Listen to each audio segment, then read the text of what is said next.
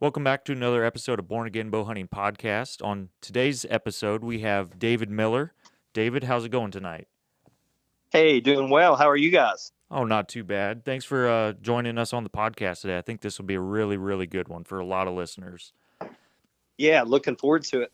So just give us a brief rundown of who you are, where you're from, kind of what you do, that type of stuff here. Yeah, my name's David Miller, and I'm from southern West Virginia, born and raised in this country. As a occupation, to keep the lights on, I work as an environmental engineer for some companies, helping them with environmental compliance. But on the side, I also do environmental habitat consulting for whitetail hunters, and, Very cool. and help people manage properties and plant food plots and improve timber stand habitat and all that good stuff. And spend a lot of time in the woods archery hunting. And my little girl, she's just started. She's 9 now. She's started hunting the past few years, and she's still in a crossbow right now, but going to be working her into an inline bow sooner than later. Awesome. That's very cool. It's been a sweet journey. Yeah, involving her. My wife hunts with me some with bow, and we're sort of a bow hunting family, I guess you could say. Nice. Yeah, that's awesome, cool. man. I like it. Yeah, I primarily hunt the archery only counties. There's 4 counties in West Virginia, in southern West Virginia, that for 1 years this year have been deemed archery only, and it's a pretty special place in the world. Yeah, it's really rugged, Yeah. but really challenging, but it's very rewarding. Yeah. So it's kind of cool because the last gentleman we had on our podcast is Noah Woodnicki, and Yep. he's also from West Virginia, and he touched briefly on the archery-only counties. So that's kind of cool that it ties back into Yeah, this one. literally the But last episode. yeah, that's very cool.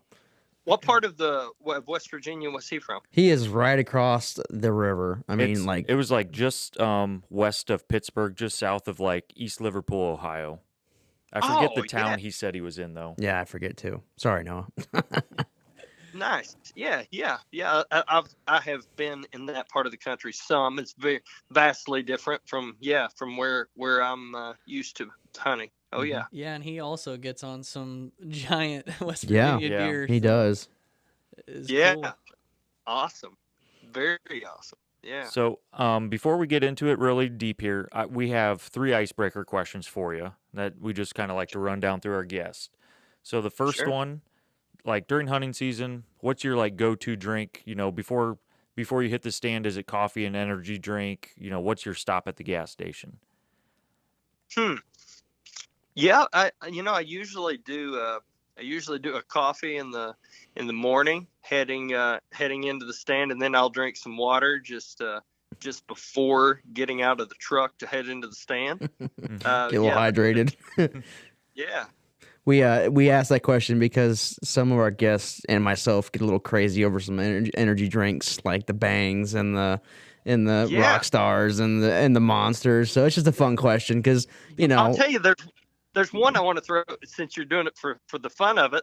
There's one that I ran across. I was archery elk hunting out in Colorado a couple years back, and I ran across, it was called Bucked Up. Yeah, I've heard of that. it. I've heard of that. Yes. If you read on the back, it actually has traces of deer antler velvet in it. Oh, that's cool.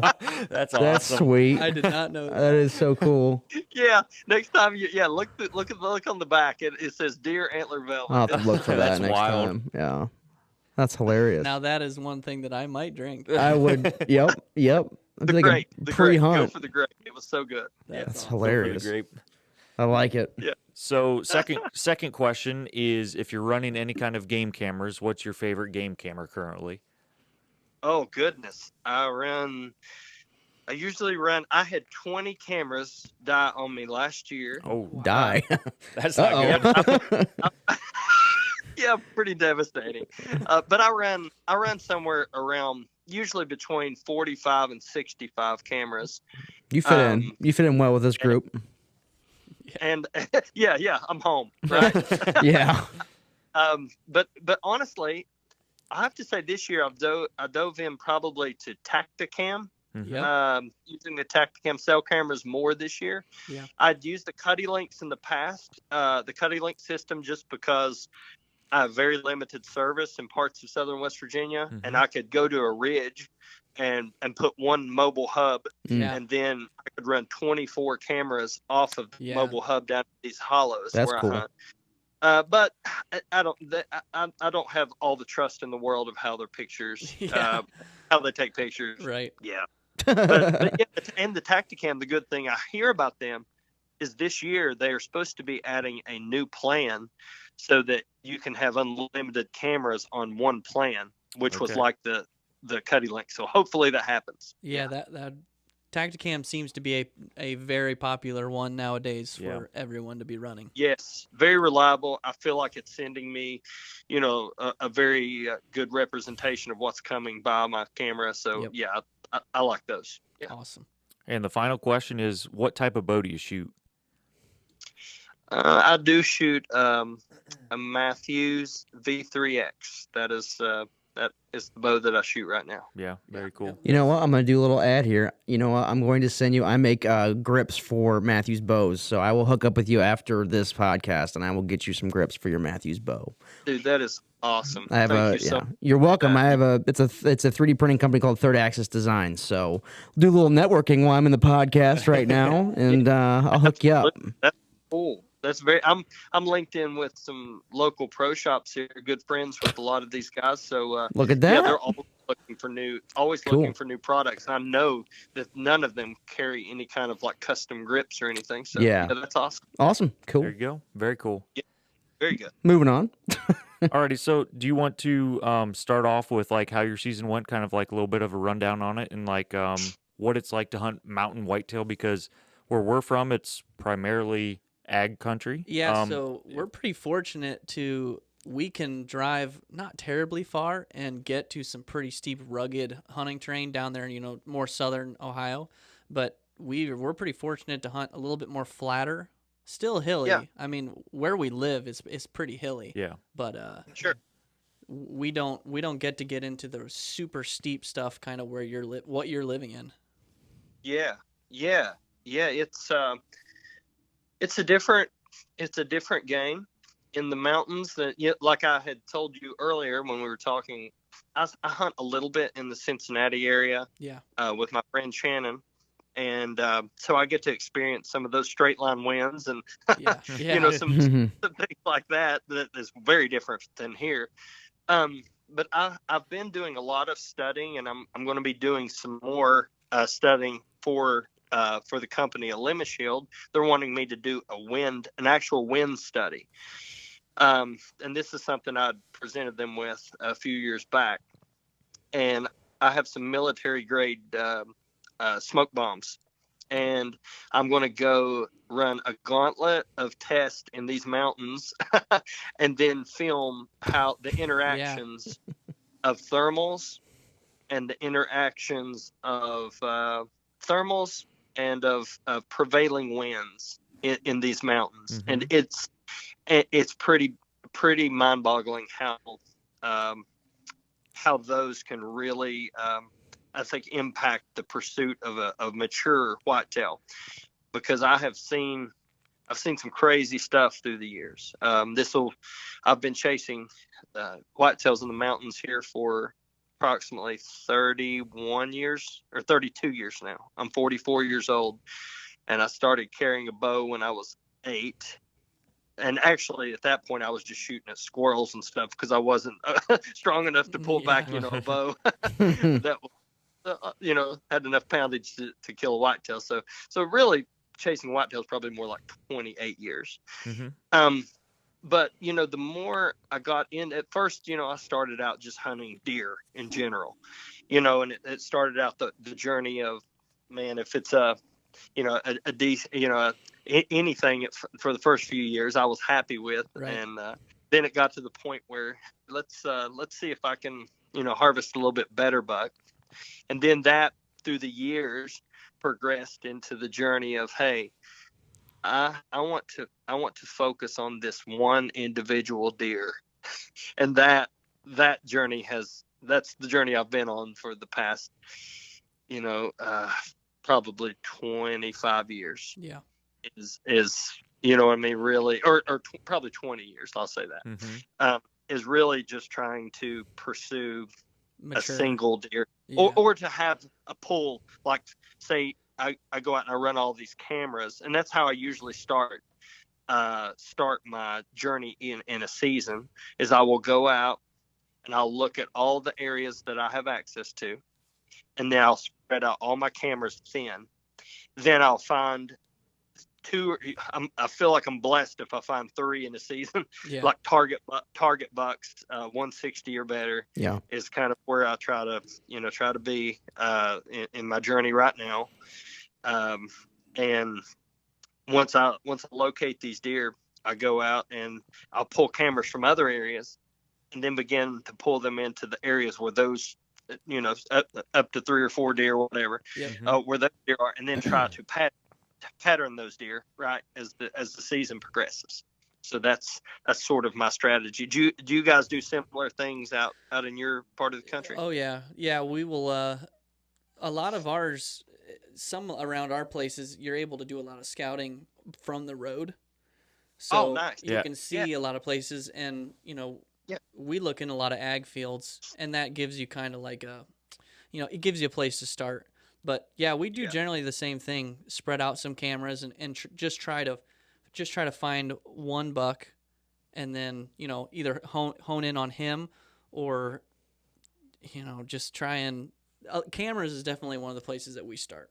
Same thing, cameras in the map. Yeah. Cameras and mapping. That's my game. Yep. Get on Onyx and Yeah. just try and start to hone in on places that you think a deer like that would live. Absolutely. That's a great path. I would anybody listening, I would advise, and you don't know where to start, that is where to start. I usually, if I have access to an area and I know a good deer is there, I will go and I'll immediately, first step is to look at my map. Yes. And I'll go put some general reference pins of where I feel, that I'll be wanting based off the topography. I'll look at the topography and figure out, hey, this is, these are areas that I probably need to put a camera, and then I'll go put boots on the ground to tie up the story to make sure that is where I need to, and I'll take cameras with me at that point. But doing that mapping work on Onyx really keeps a lot of your presence out of areas where it doesn't need to be. Yeah. Yeah. And it helps saves a lot of steps. Yeah. It saves a lot of presence being introduced into the woods. Yeah. It's funny. I just say though, Matt's not here. He's the guy that started this whole shindig, but he justifies to his wife. This is why I can run cell cams, because I'm not in my truck driving around wasting diesel or gas pulling SD cards 3 times a week. Yeah. And she's like, you know what? That makes sense. Yeah. And it's actually true. Like, it saves you so much time and energy. In these mountains where I hunt, it will take me to check like 3 cameras would take me up to like 6 hours. Wow. To be able to take an ATV, to take it to the spot, to get out, to go up this hollow, to make it up to a ridge area, to get out, to get off that ATV, walk out to my camera, and then come back and then go do the next one. Yeah, 3 cameras can take up to like 6 hours. Yeah, So that's wowza. it's That's ridiculous. crazy. Yeah. It's just a testament to also the ruggedness of where you get to hunt. I mean, that's Yes. Yeah, the mountains, there's a lot to paint a picture of this area that I hunt in southern West Virginia. There's, the elevation is not crazy. It's usually between 17 and 2,500 feet, something like that. Yeah. In the upper portions of the counties, like around Bolt Mountain and Man. Some of those I think are approaching just over 3,000 feet. But generally, there's a lot of old reclaimed surface mines in some of the areas that hold a lot of great deer. There's a few areas that's been made for public hunting in the past few years due to the elk restoration program. There's some, probably 30 to 40,000 acres, I think, that's been deemed public due to that. Yeah. So those are some great places, but a lot of areas that's been timbered, a lot of logging roads. I mean, there are some parts of the county, honestly, you have the ridge and you do not have a single even natural flat until you reach the bottom of the hollows. Yeah. Mm-hmm. And in those places, the only thing you really got to key in on as far as terrain features are using points that will come off and then flatten, and then old tram or logging roads. Yeah. Yeah. Yeah, that's wild. That's really different than what we're used to up Yeah. here, Yeah. for sure. We cross a And- cornfield. Yeah. Yeah. Most of us. One of the things that we're, a lot of the people who hunt in our area, we've had a lot of discussions about this in the past as far as wind and prevailing wind and thermal interactions. Like in the morning, these bucks will come up on and bed on these points on the faces of these mountains just off of the ridge. And what will happen, the prevailing wind will be coming over top of the ridge, and then the thermals in the morning will start to shift and come upward up the hollows. Mm-hmm. Thermals will pull upward. So the buck will actually bed where the prevailing wind is hitting him in the back of the head. Mm-hmm. And then the thermals are coming up. And when the thermals hit the prevailing wind, it will cause a tunneling effect.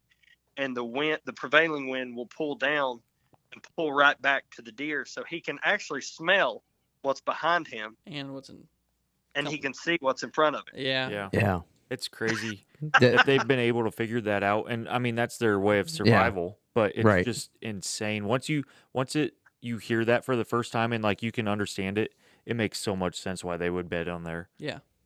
Yeah, and I honestly, that's what I was going to say earlier. I've seen some crazy stuff in the years I've been out in these woods. I've been watching a buck.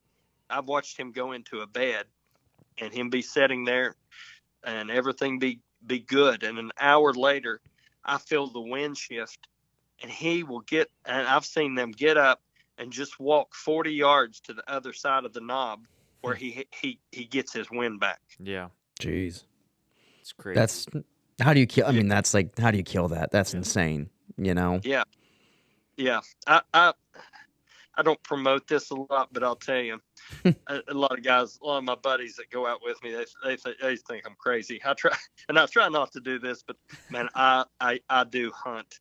I hunt extremely high in trees, but I have found that it really helps me in the game of the wind, because in certain areas, if I'm wanting to hunt an area that's in what I call a bowl, or kind of a little drain area and a hollow, Yep. Here in these mountains, it's almost impossible, especially when you start getting mid mountain and lower. When you start getting down in the hollows and the valleys, there is such a crazy amount of swirling. Yeah. Like the wind is almost like going in a vortex at times. It'll be hitting you in the face at one minute, then it'll the back of your head the next, and it's so frustrating. But I found there are ways that you can get out, like on some of these points, and you can get high in trees, and honestly, it doesn't matter which way the wind's coming or going. You're out of their strike zone. Mm. So how high are you talking? Like, give us a foot range, what you like to shoot for at least. Well, it truly all depends on the scenario, but sometimes if I'm on the back side of a hill, like if there's a flat, if you can envision like a hillside coming off onto a flat, and I'm talking the hillside almost being straight up and down. I mean, you can stand on it and put your hands straight out in front of you and be touching the hillside. So if you're up on one, and then it comes off onto a complete flat area, and that bench runs for 20 yards. I like to climb about 15 yards up on that hillside, Okay. 10 to 15 yards. So you're already, so that puts you, you know, depending on, it's a really steep angle, but honestly, you're probably above the flat, Right. probably 20 feet. Mhm. And then at that point, I will get about 20 to 25 more feet, like in the a tree. tree. Yep. Yeah. So you're 45 feet above above the animal at that point. But if your wind doesn't allow for that, and you have to get on the opposite side, you know, as it's going over the hill, I hunt anywhere, gosh, between the lowest 35 feet to like almost 45 or 50. That's crazy. That's They're- wild. Like around here, you hear guys that'll, you know, they hunt 30 feet up in the air. And in reality, like, I don't think a lot of people understand how high 30 feet up in the air I don't is. think so either. Like, That's they're probably yeah. like 18 to 22 feet, maybe. Yeah, and they think they're 30. Yeah. Their Yeah. heads might be like 25, but 30 feet is up there. Yeah, Oh, it yeah, really it is. Up there, man. Yeah, my buddy, he always jokes me. Or one of my buddies that went out with me, he came back to talk to his friends, and he said, "Yeah, man, I thought I was doing good." He said, "Until I got to my stand," and he said it was before dark or before daylight. It's still dark. He said, and I looked up in the tree with my light. He said, all I could see was steps going up into just a massive blackness. He said, I couldn't even see the stand. He said, so I start to climb. He said, and once I got up so high, he said my pull rope was 30 feet. He said, and at that point I looked up and I was still 15 or 20 feet away from the platform. He was like, I knew I was in trouble. That's is crazy. insane. That's wild.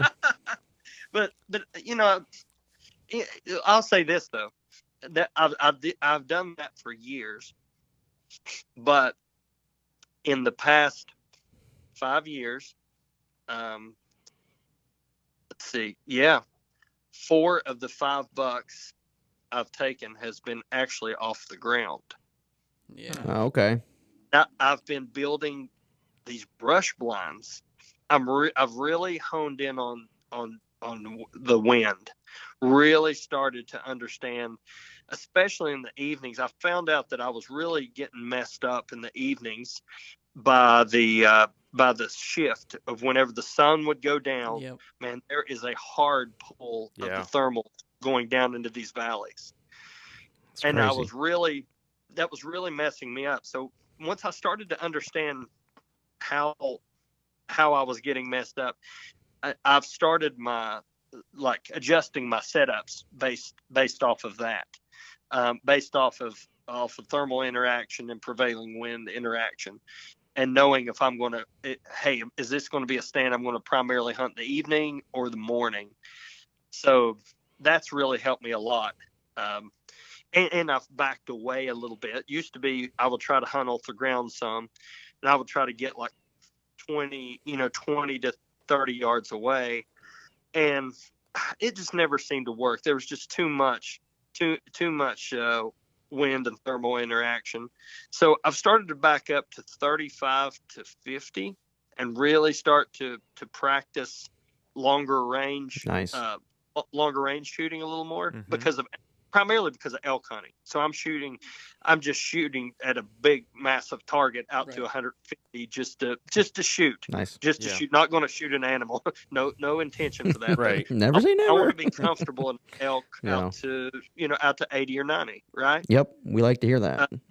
Yes. That's So just kinda the where way I'm it at. is out And west. that- Yeah. and that lets me feel comfortable shooting at a whitetail out to 60. You know what I mean? Mhm.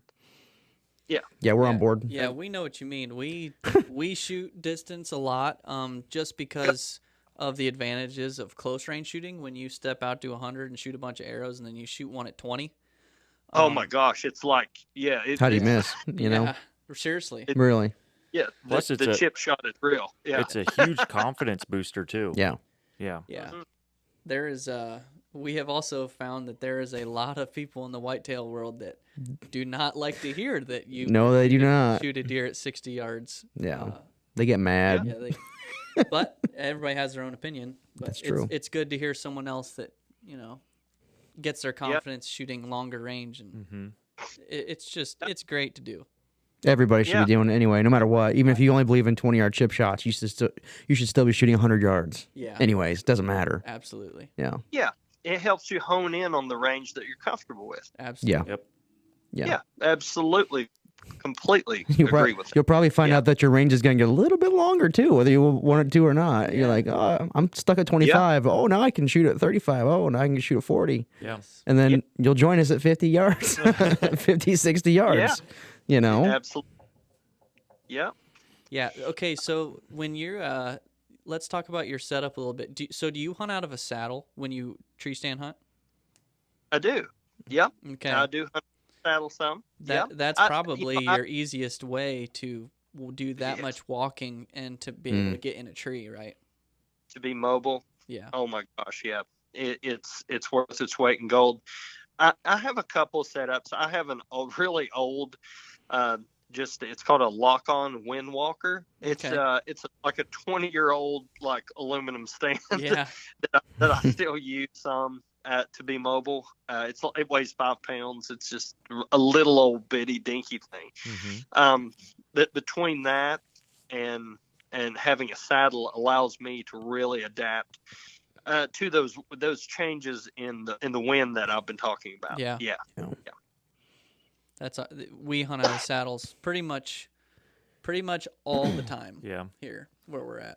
What do you do? What do you guys do for your stick systems? What are your all's the ways for as far as client? Do you use just like a 2 and a 3 stick with an 8er? So that's what Matt uses. 2 double sticks with 8ers. That's all he carries, and that's pretty light. Most of us are actually just carrying 2 or 3 sets of like. I take 4 sticks with me.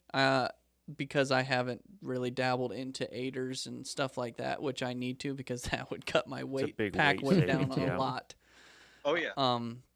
But yeah, I would say 2 sticks and 2 8ers is probably about as much as most of us take. Yep. This year I ran 3 sticks that were 24 inches step to step, so that's what I ran, and you could get, right around the 18-foot mark roughly, depending on the tree and everything. But for me, that was good. Awesome. Yep. Yeah, that's what I'm finding, man.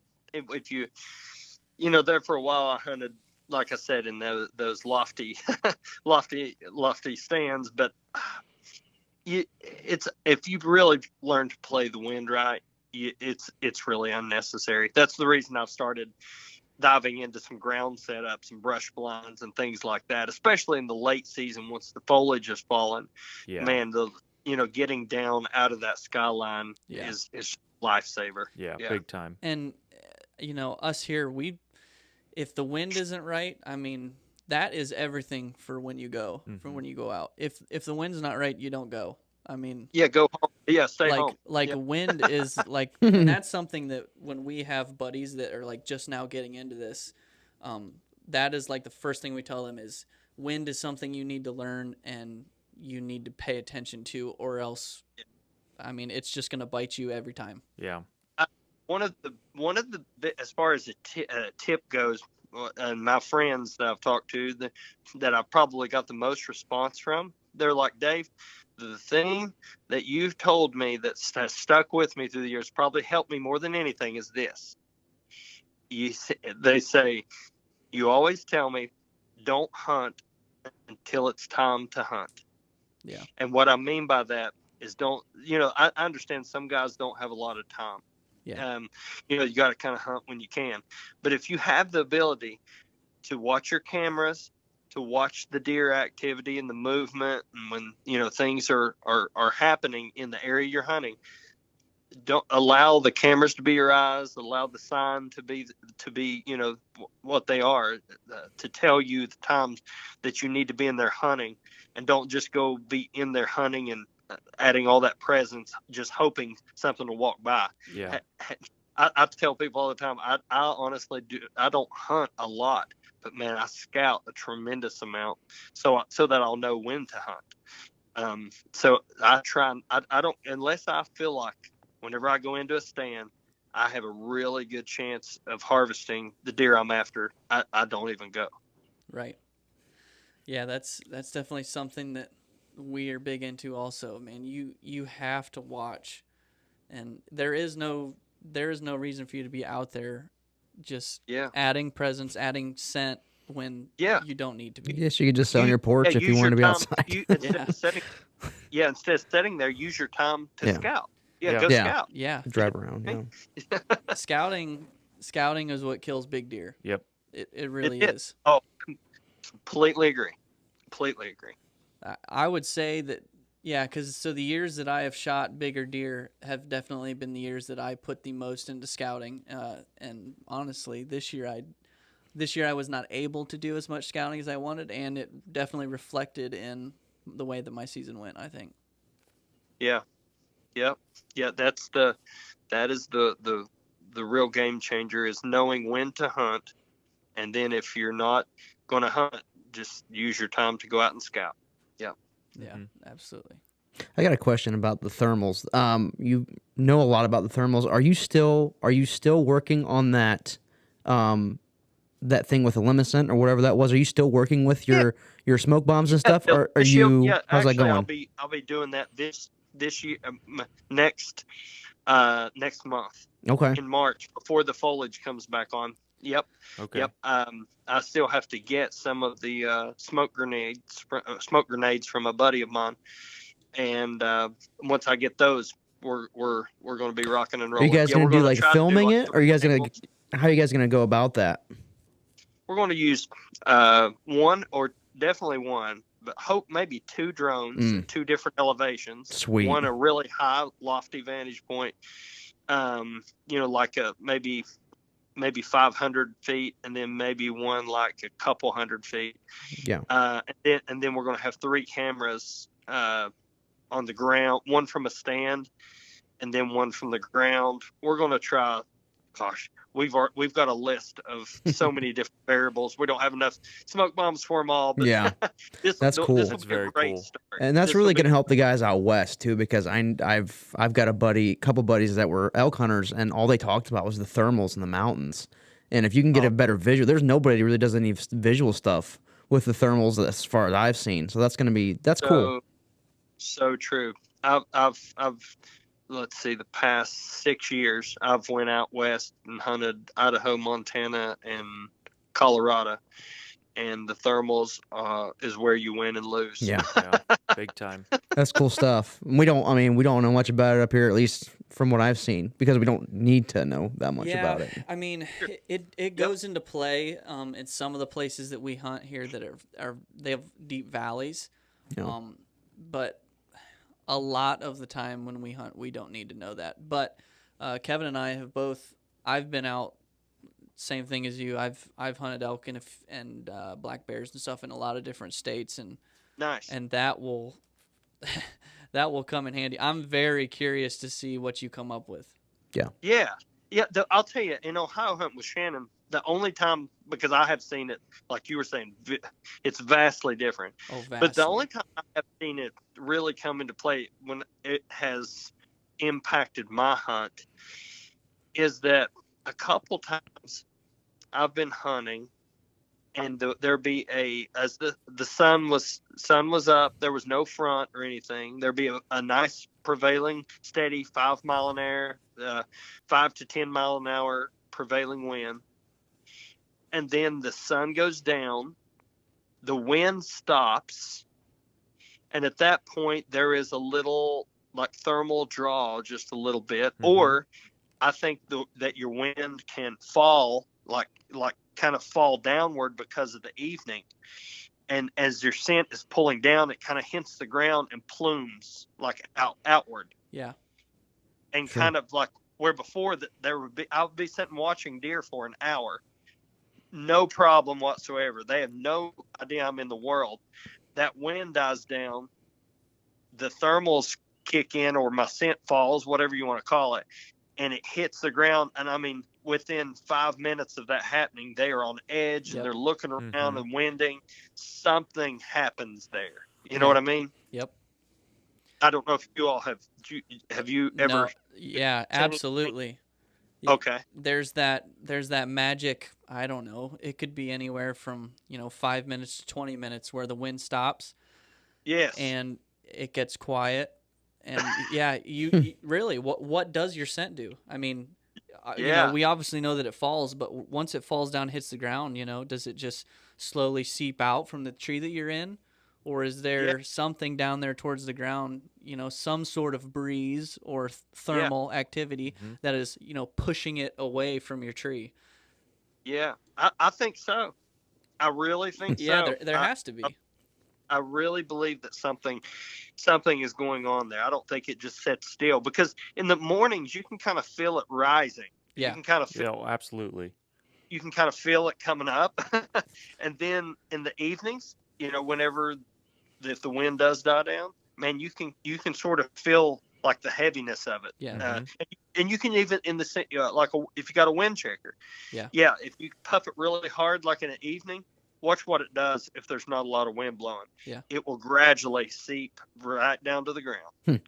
And I've noticed too, like if you're on like a side of a hill and it's already pulling down, but if you're on if you have like a little drainage on that side of the hill, it kind of goes over towards that drainage to the absolute lowest point, and then it'll follow that drainage down more too. I have heard of guys here in West Virginia, and this would apply there too to you guys. When they hunt in those little drains down near creeks, that in the evenings, man, that creek actually creates like a thermal draw, or not a thermal draw, but like a wind pull. some type of a draw with the flow in the direction of the flow of the stream, like down the hollow. That is something that we use in a lot of properties that we hunt here. Is when you can hunt an evening hunt and get close to even we have some creeks that are, I don't know, 5-6 yards wide. But if you can get really close to those creeks in the evenings, you're just draw pretty, your pretty scent. much, if you do not have a very predominant wind, that creek will take your scent just down the creek, and that's all you have to worry about. It just pulls it right down through there. Yeah. Sure. That's good stuff. That is good stuff. Yeah. That is. Yeah. Pro tip. Yeah, pro tip. Seriously, and especially if you can hunt. I've done some hunting near like the Ohio River. When you can get to a big water source like that, sure, you can get away with a lot more. You can get a little bit farther away from it, and it will still just pull your wind. It's like that. Yeah, it's like that draw is stronger with more velocity or surface area of water that you're interacting with. That's really cool. So to touch one more time, are you going to film this and like air it on a YouTube page or anything, or is it more? Yeah. Okay. Yeah. Yep. That it'll be more of a kind of an informational type of like documentary style. Yeah. Yep. Very cool. Yep. I'm excited to see that. Yeah, you're definitely gonna have to shoot us the link to that when that comes out. Yeah, for sure. Awesome. Yeah. It hopefully will be sort of similar to the a couple of my friends from Day 6 Outdoors and Land Limited. They came in and did a documentary this year with me, talking about what we're talking about right now. For Onyx, did a film called Appalachia. So if you go to Onyx's page on YouTube and look up Appalachia, you'll be able to kind of see some of this, some more stuff on this mountain whitetail hunting if you're interested in it. Yeah, so we watched that, and that if you're listening to this and you have not seen it yet, you need to go watch it because it's a great film. Yeah, I was so happy with how it turned out. I've been wanting for a few years to do that because, man, I don't know, I wanted our area to be represented, in a way I felt that was accurate. I was gonna say I agree. I think your area is very misunderstood. Yeah. Because I think so too. Yeah, we all think about West Virginia. Those guys, man, Adam and Jacob Lishan, man, both those guys, I thought they did a fantastic job painting the picture. Yeah. Yeah, I'd agree. Yeah, the listeners can definitely go and watch that and get a much better picture of the terrain. Yeah. And what you're dealing with. They're not 110 West Virginia bucks that everybody thinks about. No. Not that we're trying to get people in your area. We're not saying move there. just appreciate it. It's a really cool really cool journey though, in the mountains here chasing these deer. Yeah, it's you know, it's challenging. It's challenging everywhere, man. These deer are Yeah. just so in tune to their environment, and they live and die by their senses. And man, trying to overcome those is, man, it can be brutal. This year, you asked me earlier how was my season. Oh my God, it it it was so challenging. Um, it really, it took me to the third. There were 3 days left in the season before I finally tagged out. Nice. And you can only kill one. You can only kill one buck in these archery only counties. So Okay. that's a plus.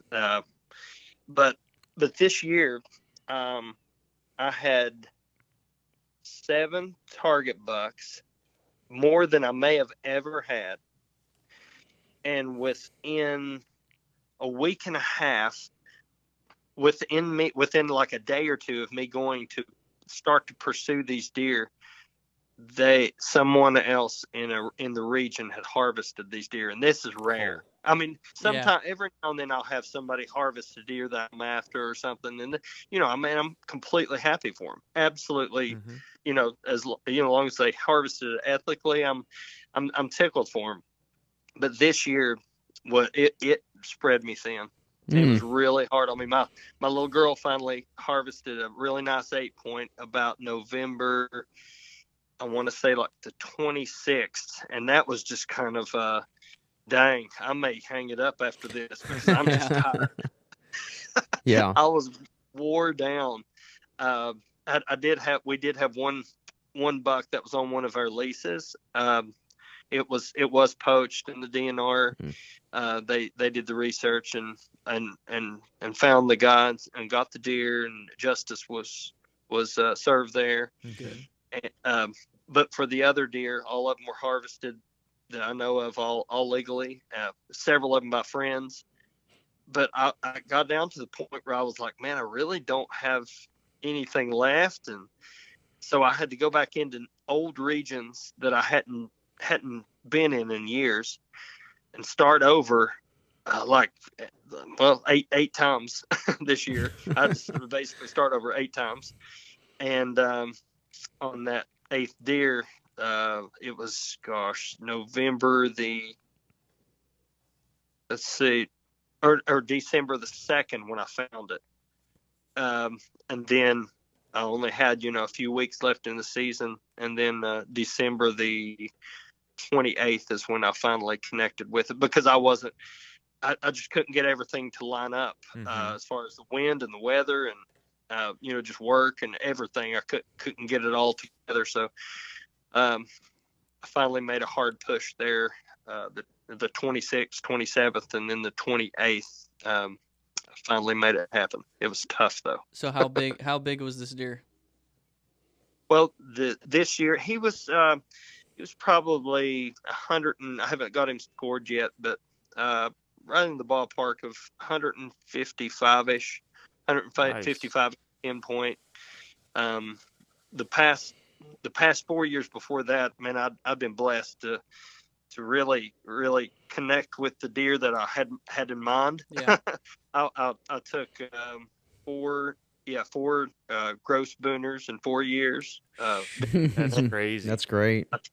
Fantastic run. I mean, just Yeah. humbled and blessed. I mean, the good Lord, he blessed me with some great hunting seasons, Yes. great journeys, great stories. I learned so much over those years pursuing those deer. But man, this year it stretched me. Yeah. So is most of your hunting going on public land or private land? Most of it's private. Yeah, most of it is private land. But I'll say this: there has been a dynamic that has shifted Yeah. here in the past few years, and what that is, it used to be in West Virginia that a lot of us hunters we went out and we hunted a lot of what they called it land company or coal land. Yeah. And people could kind of just go out and hunt as long as it wasn't posted. people would just go out and just hunt property, and nothing ever was said. No, Right. no problem. That was sort of our culture, right? Mm-hmm. But then some people started killing some larger deer, and somebody else would be killing or hunting that deer, and they would get mad because the deer got killed. They would go turn these people in, and people started getting violations because in our state there's a written law that says you have to have, in order to hunt, and you have to have written permission on any type of private land. Right. Mm-hmm. So now some of these land companies, they don't write written permission, so they don't, but they have like what they call an open policy. People can come and go as they please. Right. And yes, so, but because of the things that's been happening, the DNR has to write them a ticket and take the deer and fine them Yeah. if they don't have written permission. So to kind of force Jeez. people to change, the culture a little bit in the sense of now you have to have either private land you can hunt on, or a lease, or something like that. And it's also pushed a lot more people to the public, which has caused those areas to be way more pressured than they used to be. See, I was taking it a whole different. I thought you were taking it a whole different route than what you did. You said it changed a couple years ago. I thought you meant the public land like hunting style from like all the guys on the YouTube, and like I thought that's where you're going with it. But that was a cool take too. You're exactly right. That has absolutely added to it. There's more exposure. You know what I mean? Yeah. Yes. Yes. Yeah. But that's just culture. Like that's interesting with the West Virginia, where like you kind of just did your thing, stayed quiet, and just enjoyed the outdoors, and then it just shifted. It was a very. I grew up hunting through the period when before there were no trail cameras, and I remember the 35 millimeter, cameras that you go out and develop the film, and then got into the digital area, but I just remember how it was before all the people, like I said, started getting jealous and frustrated with one another, and they and started turning each other in, and you used to be able to just go and hunt and enjoy yourself, but it's not like that anymore, unfortunately. So this might be a little bit off subject, but do you think the trail camera game kind of ruined that? Just because, say you can have 15 cameras out there, you can get however many pictures of bucks, and kind of what's in the area. And I know, at least around here, people are like, "Well, that's my deer." It's not your deer. It's it's our deer. It is Do you a think deer. Do you think that the camera game kind of ruined that for like that coal mining area, like what you said, where those people were also hunting that land, and they got mad because this other guy shot this deer that they were kind of hunting, and they turned him in? Happens all the time. Unfortunately, I think, don't get me wrong, I'm all about using technology to the to its best, and using it to benefit us. That's all good. But here's the thing, I think the negative to that is that the trail cameras, where people do see these deer and they like begin to lay claim on them, that it has hurt like our culture, as far as hunters being a unified body, I guess you could say. Yeah, I'd agree with that. Hunters being having each other's backs, and us enjoying the journey together. Man, I just feel like that is being lost. I work hard to try to excuse me. I work hard to try to keep that intact within my own life, and also within the people I surround myself with. But I just see so much backbiting and just division in it. It's frustrating and hurtful to see it happening.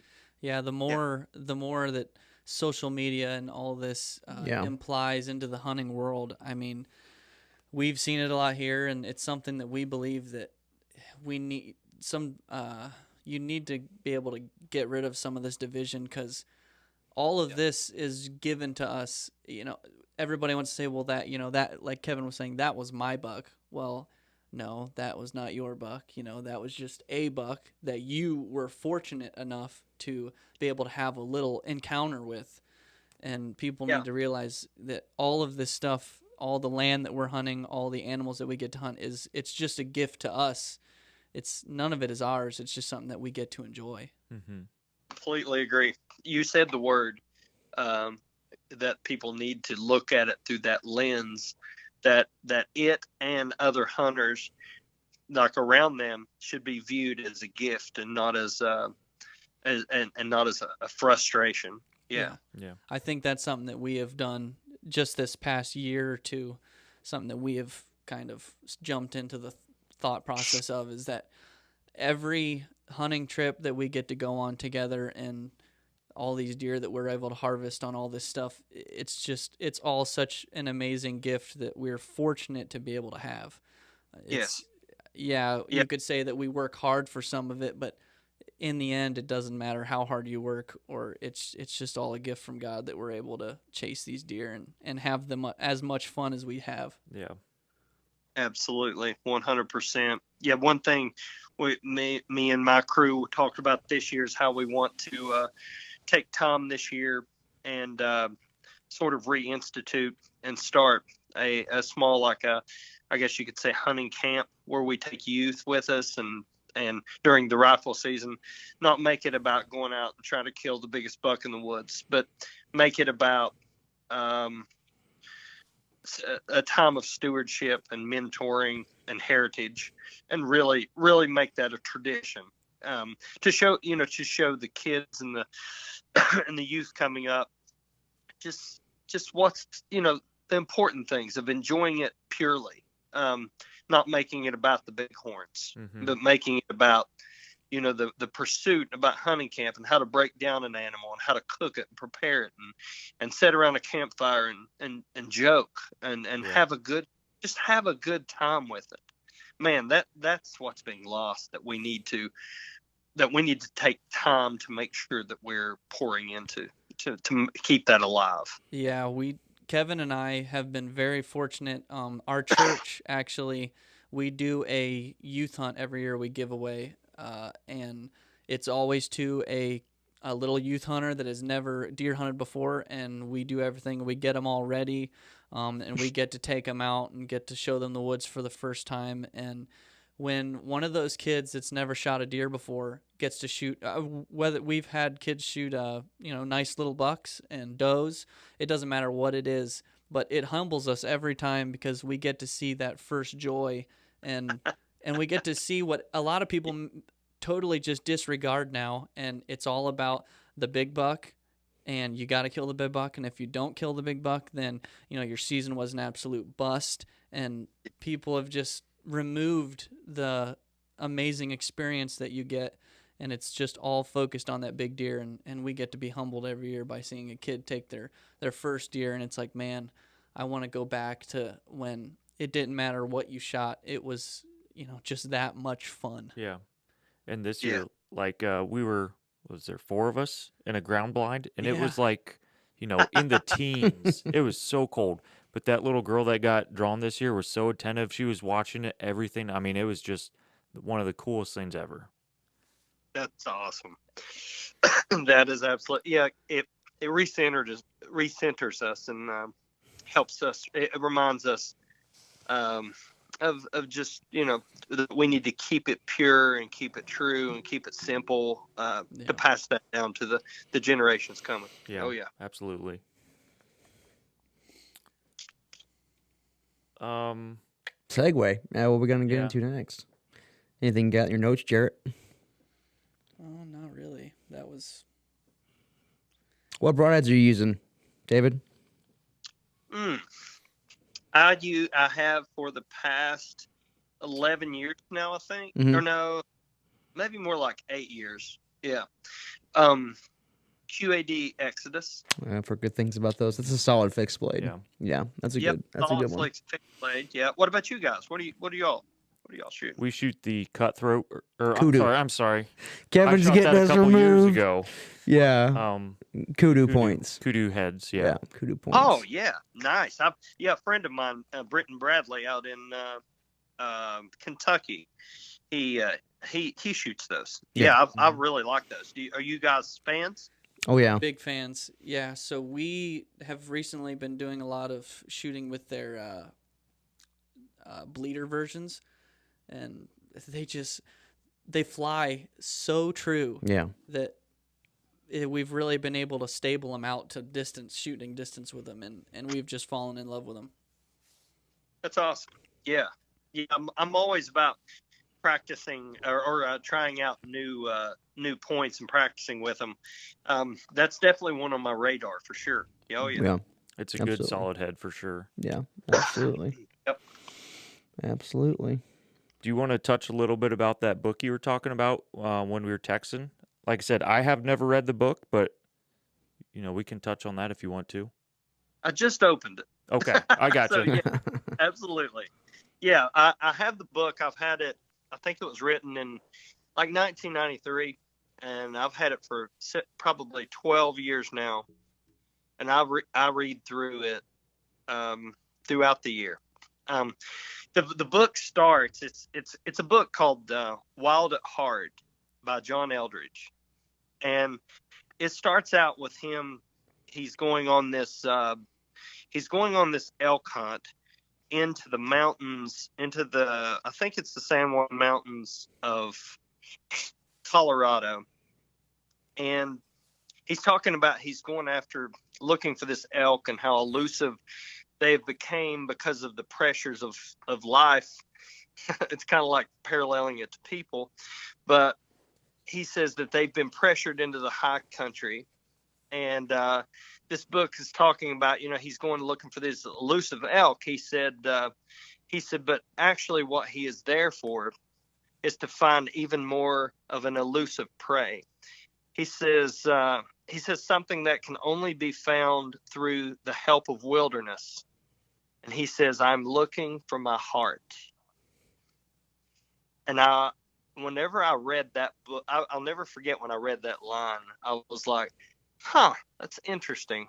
He's out elk hunting, but he's paralleling this and saying, but I'm actually out here in wilderness looking for my heart. Mm-hmm. And he talks about how the heart of a man can be found by way of wilderness, by being out there in creation. It's almost like we're returning to the place of our origin. Yeah. In the book, Wild Heart, it's pretty incredible. He brings out a point, and he says that, it talks about in the beginning of creation that Adam and Eve are created in two different places. And I was like, well, that's not true.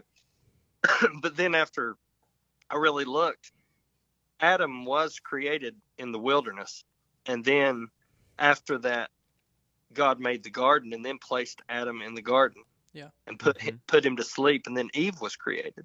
So Eve was created in the lush beauty, softness of the garden, and Adam's created in the wilderness, in the outback. Yeah. And that is a great cool parallel to show of why men and women are wired the way that they are.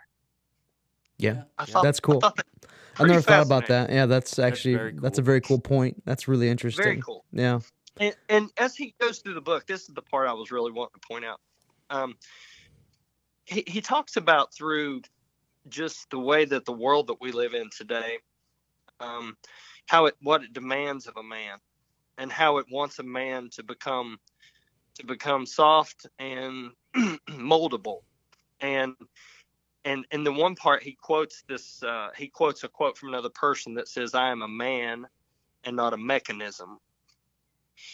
And what he meant by that was the world, if given the opportunity, will just turn us into producers. And we will be far removed from our heart, because the world looks at adventure, things like adventure, as a boyish thing or a childish thing, right? Mm-hmm. When in reality, it's very important for a man to keep adventure alive in his life. It says in one part in the book here, this is the part I was going to share.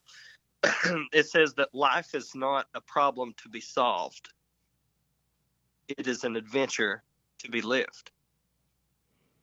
That's a very different lens than what the world that we live in, paints. Yeah. You know what I mean? Yeah. Yeah, absolutely.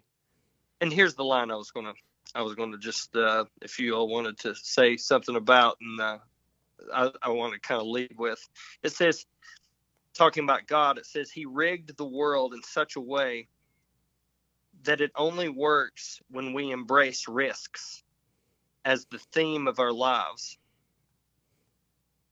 which is to say, only when we live by faith. Mm-hmm. Like our faith is basically brought out by the risks. One of the things that it also talks about in the book, it says that it says one thing that we often lack is the ability or the fact that we have what it takes, and by keeping adventure alive in our lives, it kind of shows us and reaffirms to us that God has placed in us what it takes to make it through the hard things in life. I know that whenever I elk hunt out in Idaho, it breaks me. Yeah. It absolutely breaks me. But honestly, why in the world do I love it so much? And I've found, like, through this book, that it's because whenever I survive and I make it through these hard challenges, those are the moments whenever I have hard challenges in my life, like at work or in relationships or wherever, that God has placed in me what it takes to make it through hard times. Mm-hmm.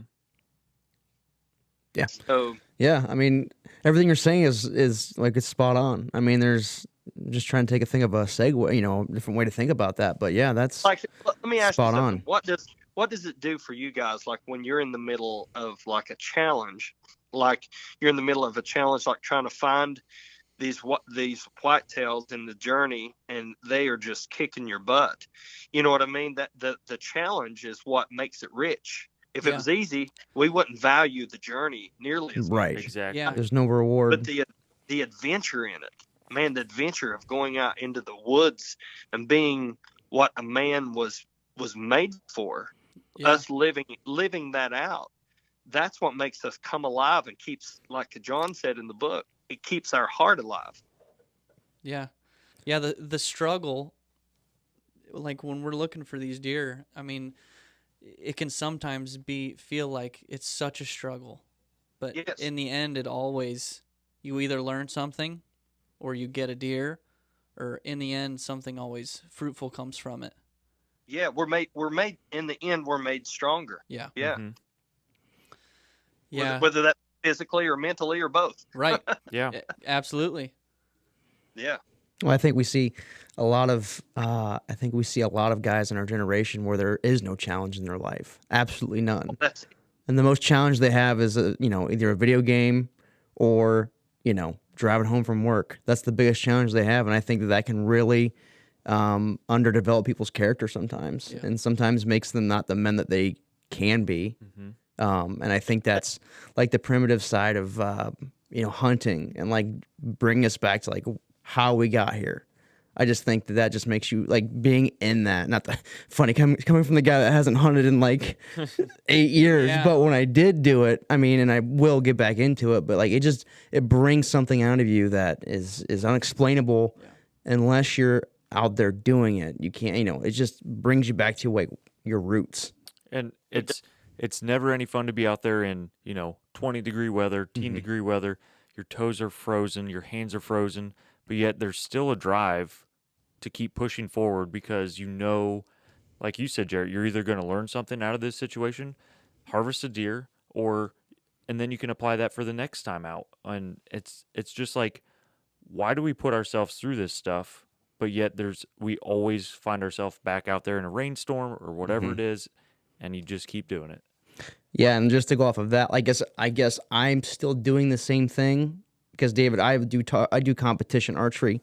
I do target archery. So, like, for me, your guys is in the woods, and then mine's at a competition or at the range, and there's always challenge, and there's always somebody better out there. And it's the same thing. It's like, and then it's funny because, like you just said, Kevin, like when it's to negative 10 degrees out and you're still out there. When I go to a tournament, you're basically miserable the whole time. Like you're nervous. you were like, why am I here? Yeah. And then, but in that you grow as a person. It's the same thing. It's all, and that's what I love about my hobby is it's all tied in together with archery and stuff. And then But you're yeah. always looking forward for the next time, Yes. either in the stand or for you at a competition. Yeah, absolutely. And there's always the challenge there is just, that's what I agree with what you're saying is like this whole precedent of like the challenge is so important for young guys and guys of all ages that we stay in something that does challenge us. I think it makes us way better people. Absolutely. Yeah. Yeah, that's my thoughts. Yes. There is a part of what I forgot which one of you guys mentioned it just now, but there's a part in the book that talks about how if you could say one thing about men as a whole these days is that they're bored. Yeah. Yeah. Absolutely. Yeah. That their souls have grown bored. And it's because they're not tapping into these things that we're talking about. It's not, and that's what John mentions in this book, that this is not a macho man pep rally. Right. What this is, it's a journey to find and restore authentic, true, like masculinity. Yeah. What it was meant for a man to be, what God made a man to be, not what men have either under or over compensated trying to achieve or prove. It's about, hey, who are we just simply who are we supposed to be, and let's live from that.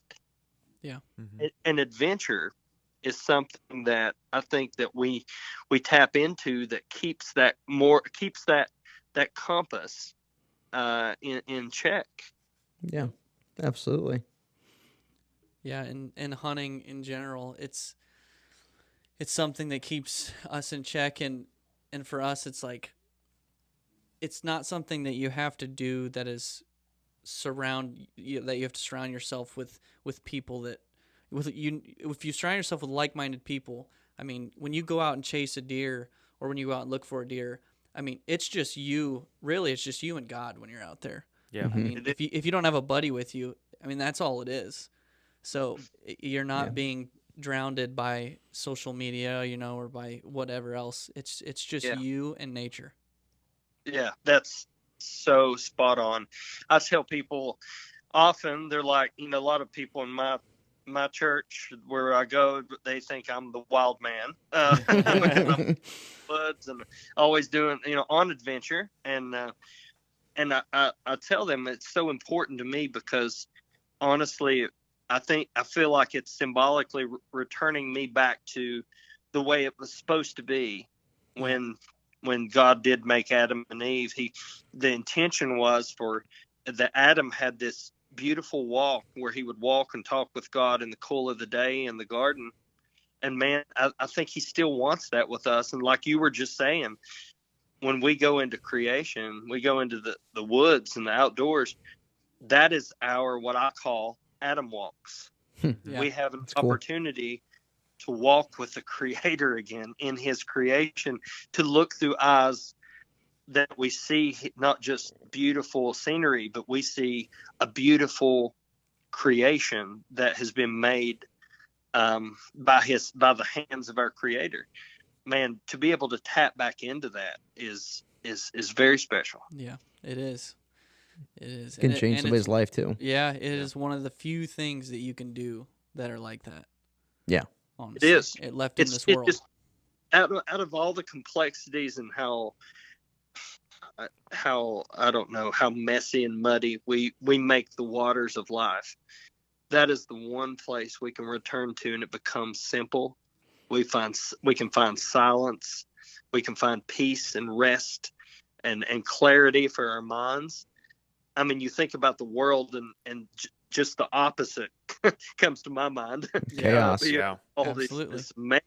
But it's when you get there, you find a much different environment to step into. Yeah, and I think basically most people listening to this can all relate to this Yes. conversation. Yeah. Even if you're not a believer, even if you're not a Christian, you still can feel everything we're talking about. The waters are, things are chaotic. Yeah. Yeah. Yep. You can still feel what we're talking about, which is why that's the way it is.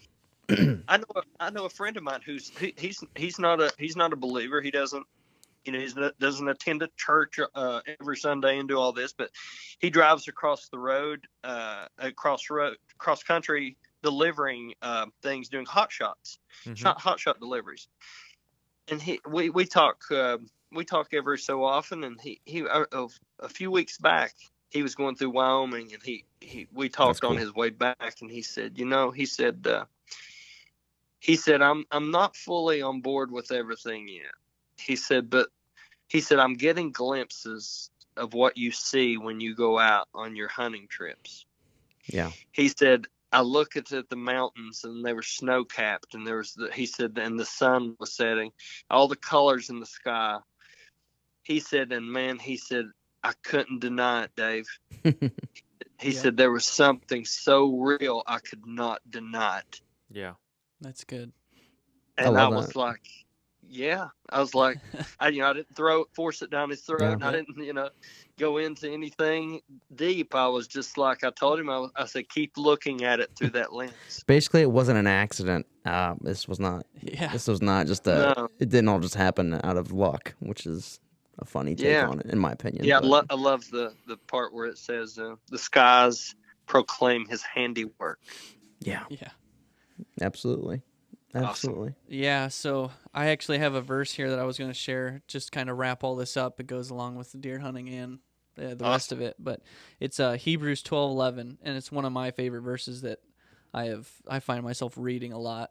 But it says, "No discipline seems pleasant at the time, but painful. Later on, however, it produces a harvest of righteousness and peace for those who have been trained by it." And I think that, it can tie into everything that you do, whether that's deer hunting or anything else. It kind of summarized the whole conversation, honestly. That was a good verse. Yeah. Yeah. That was awesome. What was that? What was that ending part there? So it produces what? It produces a harvest of righteousness and peace for those who have been trained by it. Man, think about what we've been talking about. How much peace do we see in our lives today? Yep. I mean, that's a great gauge. That's a great question, to ask our listeners. That's a great thing to look at, stop and reflect on, is that the peace level. And man, that's a perfect verse for what we've been talking about. There you go, Jerry. I read that, I think it was probably 6 years ago, and when I read that, it's just always resonated with me, and I keep finding myself going back and rereading it. That's a very good one. It's just cool. It sums it all up. Yeah. It's awesome, man. Yeah. Cool.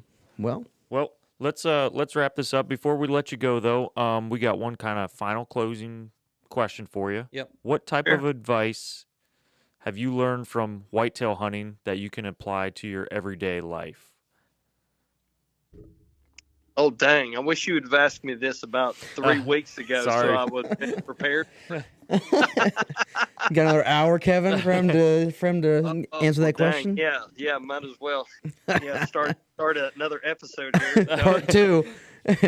Part 2, yeah. Oh, goodness. That I have learned through bow hunting. Yeah, that you can apply to your Apply life. Apply to Everyday life, life. yeah. I got it. Alrighty, we're ready. So I would say that it is the importance of patience. That in the pursuit of, like I was talking about earlier, knowing when to hunt and when to do what you need to do. Mm-hmm.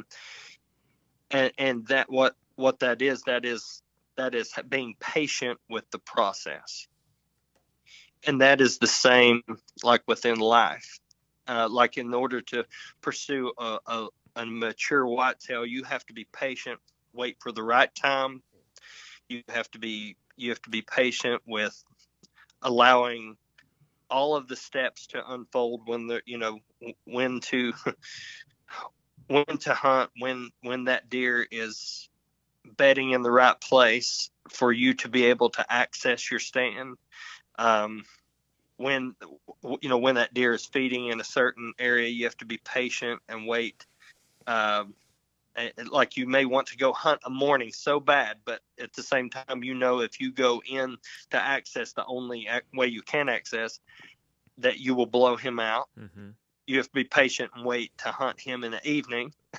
I mean, Yeah. there's so many levels of patience. But then at the same time, if you look at the word patience in our lives, I believe in where it tells us that patience comes through tribulation and through hard things. And just like this season has produced patience for me because it wasn't happening the way I wanted it to. Just like life doesn't sometimes. And it says that through patience, it says that